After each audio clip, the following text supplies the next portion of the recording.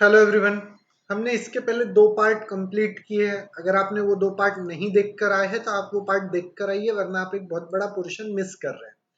आज हम पढ़ेंगे क्लासिफिकेशन ऑफ वांट्स कि आप जो डिमांड करते हो, आपकी जो वांट्स है, आपकी जो रिक्वायरमेंट्स है, आपकी जो नीड्स है, वो कितने टाइप की रहती है। देखिए, मैं आपको इसके पहले भी कई बार ये चीज समझा चुका हूँ कि इकोनॉमिक का पहला चैप्टर है। आप पूरे कंबाइन चैप्टर को एक साथ समझने की कोशिश मत कीजिए, आपको दिक्कत जाएगी। आप सिर्फ जो इसके एक एक हेड्स रहते हैं, जिसकी ये पहला हेड है, ये दूसरा हेड है, तो इन एक एक वर्ड को समझने की कोशिश कीजिए। आपको इस पहले चैप्टर में कुछ नया समझाया नहीं जा रहा है, सिर्फ आपको फैमिलियर किया जा रहा है कुछ वर्ड्स के साथ। तो आपको सिर्फ उन वर्ड्स के मीनिंग पता रहना चाहिए, इससे ज्यादा और कुछ नहीं है। आइए आज हम बात करेंगे क्लासिफिकेशन ऑफ वांट्स की, कि वांट्स कितने टाइप के रहते हैं और वांट्स कैसे आते हैं।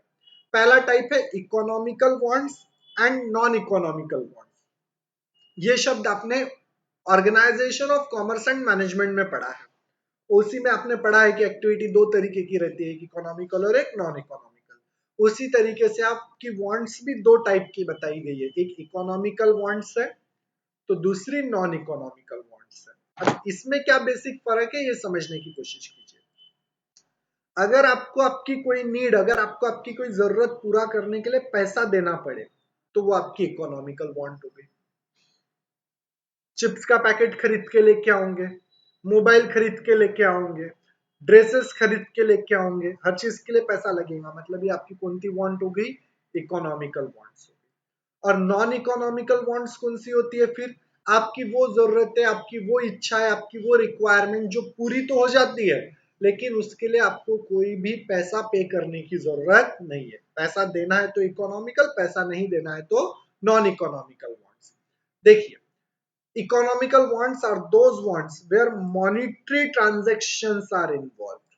वो ट्रांजेक्शन, वो चीजें जिसमें मॉनिटरी ट्रांजेक्शन इन्वॉल्व है, जिसके लिए आपको पे करना पड़ता है। देखिए, पे द प्राइस फॉर देम, दिख रहा है कीवर्ड, ये कीवर्ड रहते हैं। इकोनॉमिकल मतलब मॉनिटरी है, पैसों से संबंधित है, तो जिस वो इकोनॉमिकल जिनके लिए आपको पे करना पड़े, वो जरूरत है, वो ट्रांजेक्शन, वो कैसी एक्टिविटी है, वो कौन सी वांट्स है, वो इकोनॉमिकल वांट्स है। जिसकी फूड, मेडिसिन, इन सब के लिए आपको पे करना पड़ता है। फिर आता है non economical wants. Non economical wants कौन सी वांट्स होती है? वो जरूरत है जो पूरी तो हो जाती है, लेकिन without making any monetary payment. यहाँ पे पेमेंट करनी है और यहाँ पे नहीं करनी है। जैसे सन, एयर, विंड, इन सबको पैसा लगता है क्या? सनलाइट का भी ठंडी पड़नी चालू हो जाएगी थोड़ी थोड़ी, तो आप धूप में जा जाके बैठोगे, तो सन से उधर से मेल आता है क्या? सोलर लाइट का, कि आपने इतनी इतनी सन रेडिएशन यूज की है, चलो पैसा भेजो। या पेटीएम को स्कैन करो सूरज की तरफ दिखा के और सूरज जी को पैसा भेजो, ऐसा होता है क्या? तो ये नॉन इकोनॉमिकल एक्टिविटी है। मतलब हवा आपकी कई जरूरतों को, आपके ऑक्सीजन की जरूरत को पूरा कर रही है, तो वो कौन सी एक्टिविटी है? नॉन इकोनॉमिकल वर्ड में। मुझे बताइए सिंपल भाषा में, आपको ऑक्सीजन की जरूरत है कि नहीं? जब वो ऑक्सीजन आप नेचुरली ले रहे हो तो वो नॉन इकोनॉमिकल वांट है।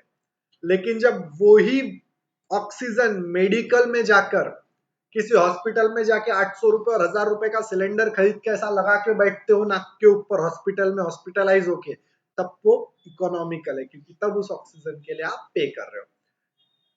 सन्स रेडिएशन, जो सोलर एनर्जी मिलती है, वो तो फ्री ऑफ कॉस्ट की है ना, तो ये सारी एक्टिविटी नॉन इकोनॉमिकल है। फिर आता है individual wants and collective want. आपके अकेले की जरूरत है, मतलब वो इंडिविजुअल वांट है, और सबकी जरूरत है, मतलब वो कलेक्टिव वांट है। किस वर्ड समझा? आपकी अकेले की है तो इंडिविजुअल, और पूरे ग्रुप की है तो कलेक्टिव वांट। जैसे कि पर्सनल, ये देखिए यही है, पर्सनल और individual want refer to satisfy their individual want. वो चीजें जो सिर्फ आप खरीद के लाते हो और आपकी ही जरूरत को पूरा करती है। जैसे कि डॉक्टर स्टेटिस्कोप खरीद के लाएगा तो सिर्फ उसकी जरूरत पूरा करेगा। स्टेटिस्कोप समझता ना, कान में लगा के चेक करता है डॉक्टर, कितना बढ़ गया तुम्हारा बुखार, है कि नहीं? पढ़ाई का बुखार बढ़ाओ, वो एक अच्छा बुखार है। और जज के लिए कोर्ट वगैरह, तो वो इंडिविजुअल। अब एक कोर्ट लेकर आए जिसकी ये एक, ये 4 लोग पहन सकते हैं कि आ जाओ सब, चलो एक ही इसमें, पॉसिबल है क्या? नहीं पॉसिबल है। ये इंडिविजुअल वांट, मैंने खरीदा ये सिर्फ मेरी जरूरत को पूरा कर रहा है, ये होगी इंडिविजुअल वांट। और कलेक्टिव वांट यानी क्या? बस बस किसी की एक की जरूरत को पूरा करता है क्या? वो 1000 लोगों को एक साथ लेके जाता है, 1000 नहीं 30-40 तो ले जाएगा ना। ट्रेन की बात करते हैं, ट्रेन में हजारों लोग चले जाएंगे। तो जब ट्रेन आपकी कोई जरूरत को पूरा करती है, तो ट्रेन किसी एक इंसान की जरूरत को पूरा करती है क्या? वो एक साथ कई लोगों की जरूरतों को पूरा करती है, तो उसे बोला जाता है कलेक्टिव वांट।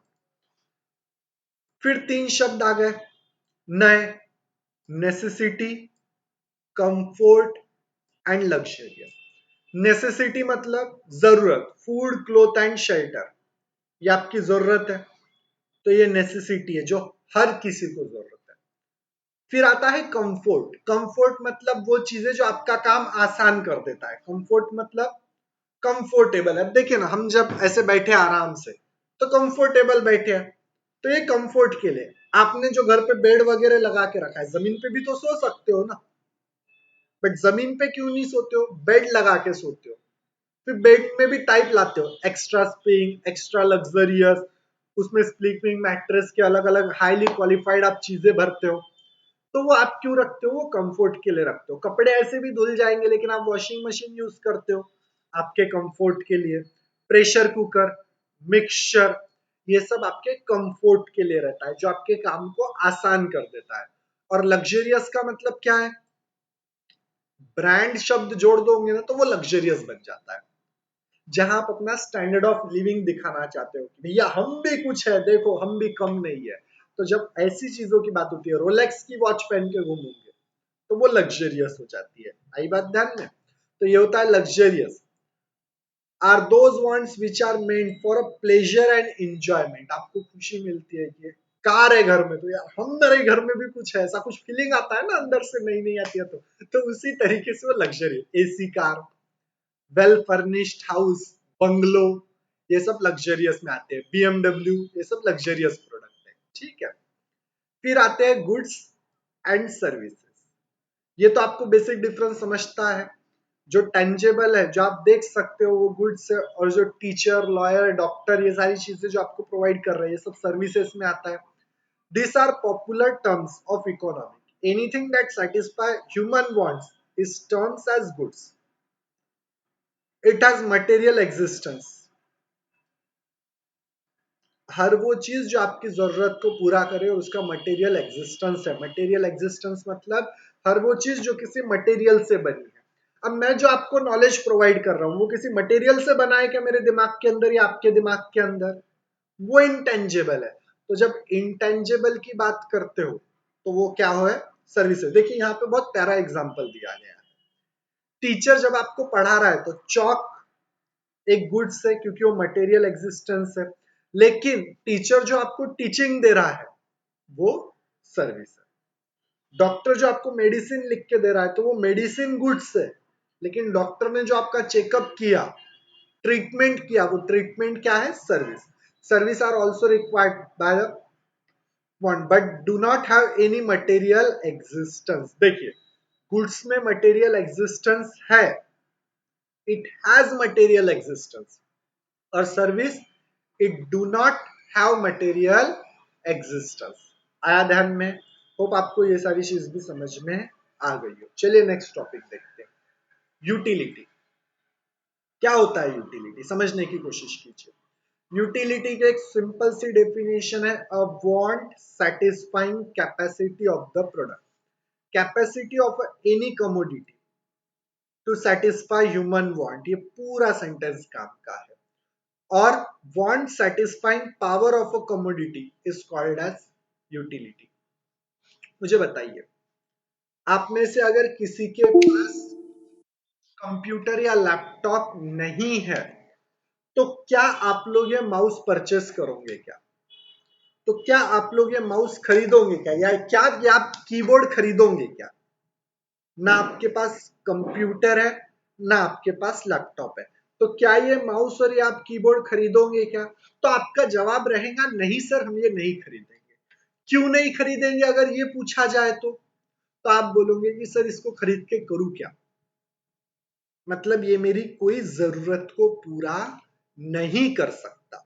लेकिन जब आप लैपटॉप खरीद लेते हो, जब आप कंप्यूटर खरीद लेते हो, तो ऐसे केस में क्या हो जाता है, ही माउस आपकी जरूरत को पूरा कर सकता है, तो उसी को बोला जाता है यूटिलिटी। ये एक प्रोडक्ट है, ये एक ऑब्जेक्ट है, ये एक गुड्स है, लेकिन ये मेरी जरूरत को पूरा कर रहा है, जिसकी इससे जब मैं कर्सर मूव करूंगा तो देखिए कर्सर स्क्रीन पे मूव हो रहा है कुछ इस तरीके से, तो ये मेरी जरूरत को पूरा कर रहा है। मुझे माउस नहीं होना, मुझे एक ऐसा प्रोडक्ट होना है जिसकी मदद से मैं स्क्रीन पे लिख सकूं, ऐसे ट्रायंगल ड्रॉ कर सकूं, और ये मेरी जरूरत किसने पूरी किया, इस माउस ने पूरी किया। मतलब इस माउस के अंदर मेरी जरूरत को पूरी करने की योग्यता है, और उसी क्वालिटी को बोला जाता है utility. Means utility is a quality in a particular object to satisfy your want. आई बात ध्यान में। कैपेसिटी, ये शब्द याद रखिए, capacity of a commodity. Commodity यानी माउस क्या है, एक कमोडिटी है। कीबोर्ड क्या है, एक ऑब्जेक्ट है। तो किसी भी प्रोडक्ट की कमोडिटी की कैपेसिटी, योग्यता, किस बात की कैपेसिटी है, टू सेटिस्फाई ह्यूमन वांट। मेरी जरूरत को पूरा करने की जो क्वालिटी है वो है यूटिलिटी। फिर एक नया शब्द समझिए, value. Value has to appropriate in economic, value in use and value in exchange। Economy में वैल्यू के दो शब्द है, एक तो है वैल्यू इन यूज और एक वैल्यू इन एक्सचेंज। वैल्यू तो समझते हो ना, सर आपकी हमको बहुत है वैल्यू है, बहुत कदर है। बोले पापा ने बड़ी मेहनत से मोबाइल दिला के दिया आपको, बोले कितनी वैल्यू है, बहुत वैल्यू है बोले इस मोबाइल की मेरे लिए, बराबर है। तो दो तरीके की वैल्यू होती है, एक वैल्यू इन यूज और एक वैल्यू इन एक्सचेंज। हम में से कई लोगों के पास ऐसी कई चीजें रहती है जिन चीजों के लिए आपको कोई करोड़ों रुपए पे करे तो भी आप नहीं दोगे। जैसे कि मान लीजिए आपकी दादी ने आपको कोई बहुत ही प्यारी चीज दी है, जो आपके दिल के बहुत करीब है कि नहीं ये मेरी दादी ने दिया है, मेरे पापा ने दिया है, मेरे भाई ने दिया है। तो कोई उस प्रोडक्ट के आपको 100 रुपए की चीज है, चीज महंगी नहीं है, प्रोडक्ट 100 रुपए का ही है, लेकिन अगर उस 100 रुपए के बदले मैं आपको 10,000 भी दूं तो आप लोग दोगे क्या मुझे, बोलेंगे नहीं, क्योंकि उसकी वैल्यू इन यूज बहुत ज्यादा है। और वैल्यू इन एक्सचेंज की बात करूं तो 100 रुपए की चीज है तो उसकी एक्सचेंज वैल्यू तो 100 रुपए ही रहेंगी, क्योंकि उससे ज्यादा तो मैं दूंगा नहीं। अब देखो वैल्यू इन यूज और वैल्यू इन एक्सचेंज होता क्या है। Value in use, it refer to the worth of a commodity, in simple word it is usefulness of a commodity, कि वो आपके लिए कितनी महत्व की। वैल्यू इन यूज शब्द आया ना, वैल्यू इन यूज, तो यूज का मतलब है कि वो आपके लिए कितनी यूजफुल है। Example, no one has to pay for the sunshine.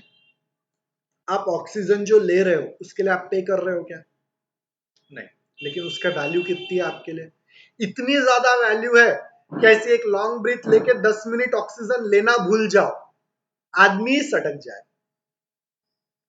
बोले कहाँ गया, बोले कल तक धरती पे था अब स्वर्गवासी हो गया। बोले क्यों, बोले वो ऑक्सीजन की वैल्यू इन यूज चेक कर रहा था। तो हमने ऐसा कोई एक्सपेरिमेंट करना नहीं है। तो क्या बोल रहा है कि कई ऐसी चीजें हैं जिनके लिए आपको पे करने की जरूरत नहीं रहती है, लेकिन उसकी एक्चुअल वैल्यू आपके लिए बहुत ज्यादा रहती है। In economic language, sunshine has a high value in use. It is an example of a free good. देखो सनशाइन, ऑक्सीजन, ये नॉन इकोनॉमिकल गुड्स है, फ्री में मिलते हैं, लेकिन इनकी वैल्यू ऑफ यूज कितनी है, बहुत ज्यादा है। उसी तरीके से आता है वैल्यू ऑफ एक्सचेंज। एक्सचेंज का मतलब क्या होता है, पैसों के बदले अदला बदली। तो वो चीज जब किसी दूसरे को दोगे तो उसके बदले वो कितना पैसा देगा, उसे बोला जाता है मॉनिटरी वैल्यू। तो जब आप मॉनिटरी वैल्यू निकालते हो कि पैसों में उसकी कीमत कितनी है, तो उसे कहा जाता है वैल्यू ऑफ एक्सचेंज। जिसके एक मोबाइल है, अब ये मोबाइल जब खरीदा था तो 30,000 का था।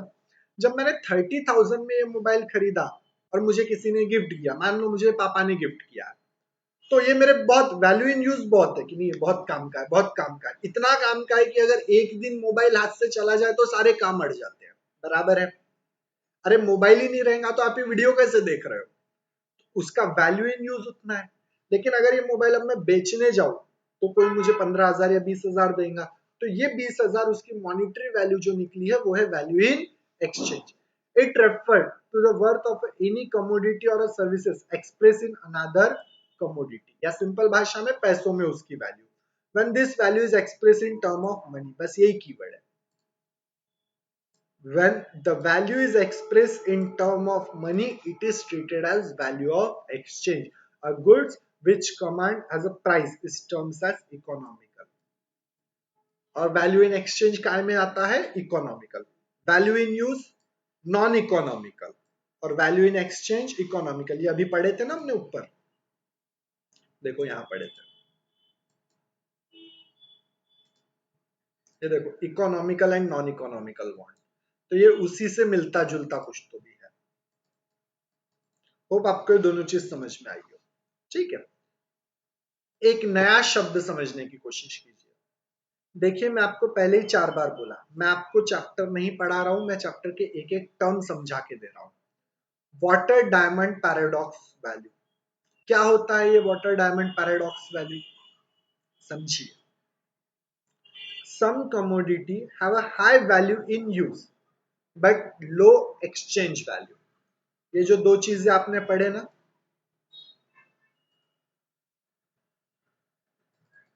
हाँ ये देखिए, ये एक है वैल्यू इन यूज और एक वैल्यू इन एक्सचेंज।